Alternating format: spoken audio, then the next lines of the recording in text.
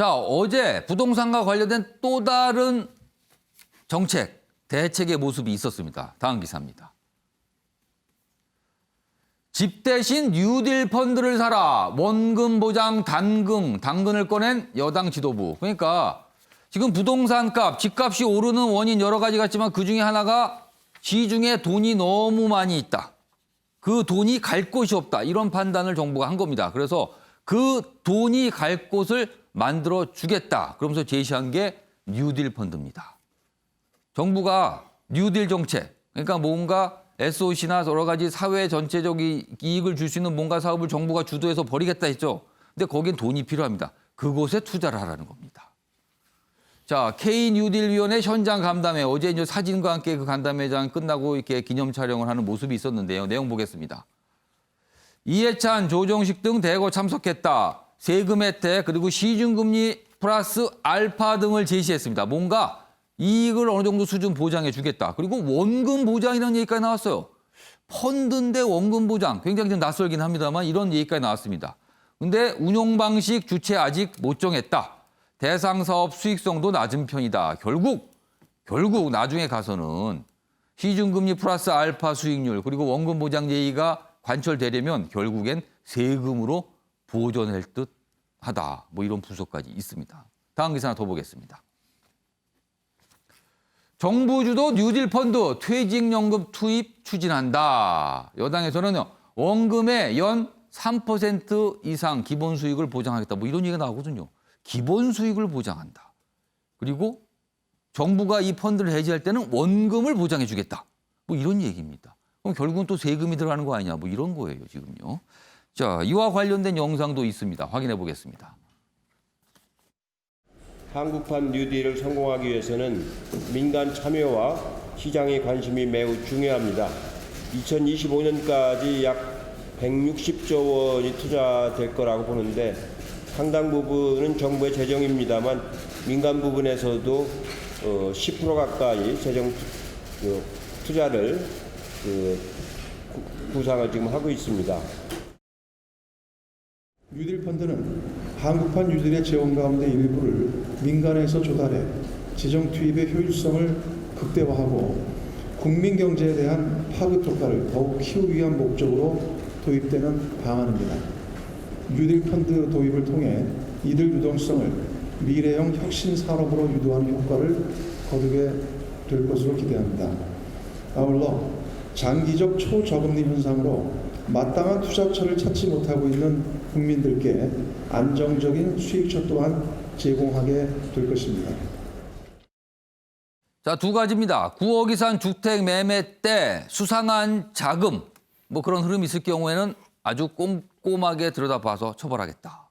근데 문제는 9억 이상, 서울 지역에 보면 중위가격 이상이 이미 중위가격이 9억을 넘어섰거든요. 그럼 절반 이상이 대상이 될 수 있다는 얘기가 되고요. 이런 상으로. 또 하나는 뉴딜 펀드. 정부가 강력히 뭔가를 추진하고 있는데 원금 보장 가능성 그리고 수익률 보장 가능성 뭐 이런 얘기가 나옵니다. 펀드입니다. 자, 요 얘기. 뭔가 정부가 적극적으로 뭔가 움직이는 모습이에요. 이걸 어떻게 좀 봐야 될지. 먼저 현구택 변호사. 네, 이제 9억 이상 고가주택에 대해서 자금 출처를 조사한다. 예. 이게 어떤 문제냐면요. 저는 아마 증여 문제라고 봐요. 사실 우리 일반적인 인식이 예. 그러니까 자녀가 결혼할 때 뭐 집을 사주거나 그거를 증여세 신고하는 사람은 거의 없어요. 그동안. 그리고 뭐 전세를 얻어주거나. 예. 근데 법은 어떻게 되냐면 10년 이내에 5천만 원 이상이면 증여세 내야 돼요. 근데 사실 그래서 요즘 보면 예. 월급을 자기가 저축하고 생활비를 내주는 경우도 많아요. 왜냐하면 예. 생활비도 통상적인 거는 증여 대상 아니거든요. 그러다 보니까 그동안 이 부모가 자식한테 집 사주거나 전셋집 얻어주는 거에 대해서 예. 증여로 신고를 하거나 이런 게 많지 않았는데 최근에 이제 다주택자 매각 문제가 나오면서 결국은 증여하지 않겠냐. 그러니까 집을 직접 증여하는 경우도 있지만 예. 대부분 보면은 현금화 시켜서 현금을 조금씩 주면서 그다음에 그 돈이 좀 쌓이면 좀 본인도 월급을 받고 예. 그래서 사는 방식을 하거든요. 예전처럼 바로 집을 사주면 바로 증여가 돼버리기 때문에 그런 방식을 어찌 보면 이게 뭐 절세라고 얘기하지만 엄밀히 얘기하면 탈세입니다. 왜냐하면 10년 내 5천만 원은 넘는 거는 다 증여니까. 그러니까 그 증여가 이루어지는 그 부분을 다른 데로 가는 걸 잡아내겠다. 그렇죠. 그런 겁니까? 그러니까 어쨌든 제가 보기에 현금화해서 예. 이제 그러다 보니까 이제 미성년자나 예. 돈을 못 버는 분들이 집을 사는 경우가 있어요. 근데 집이 비싸단 말이죠. 그럼 대출을 받거나 아니면 나머지는 예. 현금을 사야 되는데 그만한 현금이 있느냐 이런 부분을 보는 것이죠. 근데 이거는 저는 아마 앞으로는 이제 관행으로 굳어질 수밖에 없다. 우리가 근데 9억 이상이면 아까 말했지만 이 중위 가격이 이 9억을 넘어섰으면 그래서 아까 대상자가 이제 너무 말처럼 많은 거 아니냐라는 거예요. 수상한 지금. 분들, 예를 들어 예. 평소에 본인이 수입이 뭐 예를 들어서 뭐 1억이 된다든지 예. 그걸 뭐 예를 들어서 그럼 생활비를 반 쓰고 반 저축했다. 그럼 5천만 원씩 남는데 10년 저축했으니까 5억짜리 집을 산다. 그건 정상적이잖아요. 예. 근데 뭐 한 25살이다. 대학 졸업했다. 근데 9억짜리 집을 산다. 그럼 돈을 어디서 났지? 경제력이 지금 의문시 되는 그렇죠. 경우. 네, 그런 경우가 수상한 거를 조사한다는 거죠. 결국은 그러면 부모한테서 받지 않겠느냐라고 예. 생각할 수밖에 없는 것이죠. 본인 돈이 아니라면 그런 거고요. 지금 그린 뉴딜은 저는 아마 핵심적인 부분은 예. 이 시동 유동성이 한 1,700조, 1,800조 예, 된단 말이죠. 예. 그게 결국은 부동산 가격도 오르는 보력하고 있고 주식시장으로 가면 좋지만 사실은 뭐 BTO나 뭐 바이오 이런 쪽 아니면 예. 잘 안 되잖아요. 그러면 예. 이 유동자금이 넘치는 거는 전 세계적인 현상입니다. 미국이든 일본이든 다 마찬가지예요. 예. 부동산 폭등하고 있고 시중에 돈들이 갈 곳이 없다. 예. 그러니까 어쨌든 우리가 뭐 긴급 재난 자금 하면서도 많이 시중에 풀었기 때문에 예. 저는 물론 원래 사실은 말씀처럼 펀드에는 원금 보장은 안 맞아요. 그렇죠. 근데 펀드는 원래 위험이 있는 그렇죠. 거잖아요. 왜냐면 주식이랑 비슷한 거기 때문에. 근데 예. 초기에는 이럴 수밖에 없습니다. 그래야만이 초기에 어느 정도 좀 시드머니가 생기거든요. 예. 대부분의 사업도 그렇습니다. 보면 초기에는 어느 정도 투자를 할 때는 원금 보장성으로 해줘요. 그다음에 이게 좀 규모가 되다 보면 그때는 이제 수익률도 좀 떨어지고 예. 좀 이랬지만 저는 뭐 좀 어느 정도 초기에 하기 위해서는 공적 자금도 조금 들어야 되고 좀 이게 안정성이 있으면 저는 뭐 SOC 사업 아주 큰 규모 뭐 댐이라든지 도로 이런 건 아니지만 수도권 내도 보면 뭐 민자 사업 하다가 마른 것들이 예. 많거든요. 계획돼 있는 거라든지 아니면 생활형 SOC라든지 그런 데는 뭐 수익이 날 수 있는 데라면 뭐 3% 정도 수익 보장을 한다 그러면 어느 정도 예. 돈이 좀 모일 가능성이 있다라고. 결국에는 세금이 들어갈 수밖에 없을 거다. 이런 전망은 어떻게 보세요? 저건 아마 나중에 가면 예. 원금 보장이라든지 수익 보장을 이렇게 몇 프로 아니면 원금 보장 이렇게 해주기는 어려울 거예요. 예. 초기에 할 때는 좀 필요하다라고 봅니다. 요즘에 시중은행 금리, 저축을 해도 금리가 굉장히 낮거든요. 근데 3% 이상이면은 굉장히 높은 수준이라고 볼 수가 있어요. 그걸 정부가 지금 얘기를 한 겁니다. 지금 상황에서요. 자, 이상일 전 의원께서는 두 가지 사안 어떻게 보셨습니까? 이 두 가지 사안을 묶어서 예. 이 정부가 자기들이 하면 다 통하는 걸로 생각하는 이 그 정부 만능주의 만능주의라고 쓰셨네요. 국민이 정말 시키는 대로 할 거예요. 저는 굉장히 회의적으로 생각을 합니다. 그러니까 예. 지금 서울에 9억 이상 집은 사지 말라는 이런 메시지를 보내는 것 같아요. 그러니까 서울에서 9억 이상 아파트를 사는 우리 시민들, 국민들을 투기꾼으로 지금 보고 있는 발상이다. 그래서 소위 엄포를 놓는 건데 글쎄요. 그것들이 과연 통할까 이런 생각이 들고 지금 정부가 추진하는 뭐 소위 K 뉴딜 예. 이와 관련해서 소위 자금을 모으기 위해서 이제 국민의 투자를 받겠다는데 예. 지금 이미 지적이 됐지만 대상 사업이 어떤 것이고 운영 주체가 누구고 운영 방식은 어떻게 되고 국민들 네. 입장에서 알 수도 없고 아직은 뭐가 구체적이 그렇습니다. 없어요. 그러니까 수익 보장을 이렇게 한다는데 만약에 실패할 경우는 결국 국민 세금으로 보전을 해줘야 되는데 예. 일반 국민들이 얼마나 호응을 해서 이거 할지 이것도 저는 굉장히 앞으로 지켜봐야 되겠지만 예. 국민들 입장에서는 여기에 이렇게 현혹될 가능성이 그다지 크지 않을 것 같고 지금 정부가 그동안에 이 경제 정책 크게는 예. 경제 정책이 뭐 지금 우리가 경제 각종 지표로 확인할 예. 수 있지만 통한다고 보기가 어려워요. 경제 정책에 실패가 있었고 예. 부동산은 우리 모든 국민들이 체감을 할 정도로 실패를 했는데 다급하게 뭔가 계속 땜질식으로 이렇게 뭘 내놓다 보니까 예. 부동산 잡겠다고 해서 23번째 내놨고 경제 좀 살려보겠다고 해서 K 뉴딜 하는데 예. 그 내용을 보면 이번에 뭐 예산 들어가는 것들 다 따져봐야 되지만 뭐 새똥 치우는 거, 뭐 예. 도서관에 열람실 지키는 거 이런 것들이 K 뉴딜 사업으로 지금 포장돼서 나왔다는 지적까지 나오는데 그럼 과연 정말 지속 가능한 일자리인가 이런 문제가 있거든요. 그런데 물론 K펀드 관련해서 예. 앞으로 대상 사업이 어떤 건지 봐야 되지만 국민들 지금 뭐 투자를 하라 하는데 예. 국민들의 이 정부에 대한 신뢰가 땅에 떨어져 예. 있는 상황이다. 그러니까 정부가 하는 일 그렇게 뭐 정부는 우리가 하면 다 된다고 생각하겠지만 예. 국민들은 시각이 다르다. 그래서 국민들의 정책 신뢰가 떨어져 있기 때문에 예. 정부 만능주의가 통하지 않을 거다 이런 생각이 듭니다. 윤영호 대표님하고 김유미 변호사 의견 좀 들어보겠습니다. 앞선 기사 홍남기 부총리의 얘기를 다룬 기사 다시 한번 보여주시기 바랍니다. 자, 9억 이상 집 매매, 뭔가 수상한 자금 흐름이 있다면 자금 출처 이거 들여다보겠다. 그리고 문제가 있으면 처벌하겠다. 이겁니다. 자, 처벌의 수위는 아무래도 무슨 정부가 과태료, 뭐 과징금 이런 형태가 될 것 같아요. 윤영건 전 대표님. 결과적으로 이걸 굉장히 꼼꼼하게 한다면은 세금이 늘어나게 된다. 뭐 이렇게 또 볼 수도 있을 것 같아요, 지금요. 그렇죠. 세무조사 제일 예. 무섭잖아요. 집에 우편함에 예.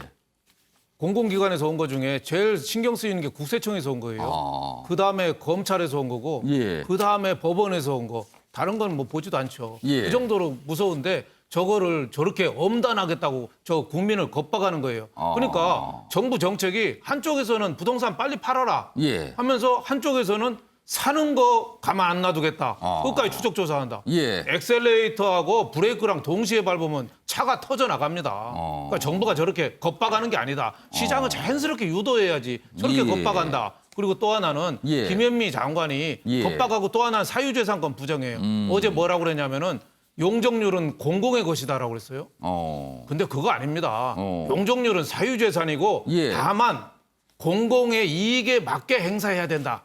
이게 정답이지. 어떻게 국토부 장관이 공공의 것이라고 개인 사유재산을 부정하는 말을 합니까? 그래서 저는 이 말은 비판하고 싶고 예. 모처럼 칭찬하고 싶은데 전 뉴딜 펀드는 칭찬하고 싶어요. 우리나라가요. 예. 지금 부동산 임대는 다 죄악시 됐잖아요. 예. 그리고 펀드 했다가 망한 사람이 한둘이 아니에요. 예. 옵티머스나 뭐 예. 라인 펀드나 완전히 이쪽이 그 지옥 같은 투기꾼 장이 돼버렸어요. 예. 돈이 갈 데가 없어요. 저희 때는 재형저축 갖고 사실 집 마련도 좀 했거든요. 예. 지금 노후 퇴직자나 30대, 40대들이 할 데가 없어요. 그래서 이런 거 만들어주는 거는 예. 좀 참 잘하는 거다 이렇게 생각이 들어요. 그래서 우리나라에서 예. 그 맥쿼리 인프라 펀드라고 호주 돈이 와서 우리나라에서 떼돈을 벌었습니다. 그 맥쿼리 펀드가 예. 세계에서 번 돈의 절반을 한국에서 와서 벌고 한국에 와서 번 돈의 절반을 군인공제하고 또 사업하면서 벌었어요. 그러니까 저기 공항고속도로, 천안 논산고속도로, 우면선터로 이거 다 해가지고 돈 버는데 SOC를 다루는 펀드였군요. 손해보는 건 정부에서 보상해주고 이익은 챙겨갑니다. 올 상반기만 6% 배당을 해줬어요. 지금 금리가 0.5%도 안 되는데 예. 떼돈은 벌고 있어요. 그래서 이게 안전하게 SOC 관련된 거 예. 그거는 정부에서 해서 예. 우리 국민이 가져가게. 지금 우리 돈은 많은데 어디 갈 데가 없잖아요. 왜 외국인이 다 가게 놔둬요? 예. 그런 저는 꼭 그 뉴딜 펀드를 잘 운영해서 예. 엉뚱한 데 좀 하지 말고 잘 운영해서 국민한테 돈이 갈 곳 없는 거를 이렇게 몰아주고 세제 혜택도 예. 좀 주고 지금 뭐 국고채 3년짜리가 0.8%도 안 되잖아요. 예. 그걸 3% 해준다는 거는 세제 혜택까지 주면은 옛날에 재형저축 못지않게 국민들의 재산 형성, 노후 예. 대책 자금에 큰 도움이 되리라고 저는 생각합니다. 지금 뉴딜 펀드 잠깐 얘기하셨는데 요 기사의 요 그래프 좀 보겠습니다. 자, K 뉴딜, 한국판 뉴딜. 지금 정부가 생각하는 이 재원, 그러니까 돈은 어디서 어느 정도가 들 것 같은가, 투자를 어떻게 할 거냐 그 부분인데 디지털 뉴딜 여기 보면은 총액이 58조가 조금 넘습니다. 그 중에서 나라에서 되는 돈을 한 45조 정도, 나머지는 그 민간에서 들어와야 되는 거잖아요. 그린 뉴딜이 있습니다. 그린 뉴딜 하니까 약간 환경 뭐 이런 게 좀 연상이 되시죠? 여기는 73조 정도가 돼 있고요.